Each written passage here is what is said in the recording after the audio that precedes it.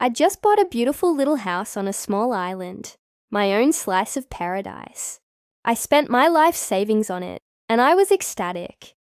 I hadn't even finished unpacking the first box when my front door practically flew open. Standing there was a group of people, led by a woman who looked like she chewed on lemons for fun. "We're from the Homeowners Association," she announced, "and there's been a mistake. This property belongs to the association. You need to leave." I was floored. I tried to explain that I had the deed, the title. Everything was legal. They weren't having it. They claimed the previous owner had no right to sell, and that the island was exclusive to founding families. They were loud, aggressive, and honestly pretty scary. They started talking about getting the sheriff, and I was starting to panic.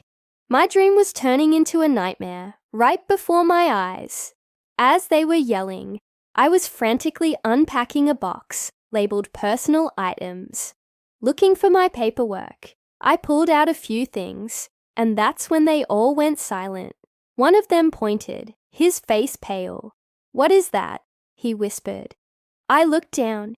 In my hands, I was holding a folded flag. Not just any flag, but the one that was presented to my family when my grandfather, a decorated Navy admiral, was laid to rest. It was a cherished heirloom. The lead woman's eyes went wide. She stammered, Was your grandfather Admiral Miller?" I nodded. It turned out her own father had served under my grandfather.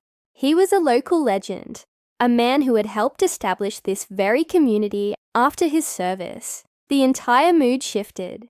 The aggression melted away, replaced by a deep, almost reverent respect. They apologized profusely, explaining the misunderstanding. It turns out they were just fiercely protective of their community's heritage. A heritage my grandfather helped build.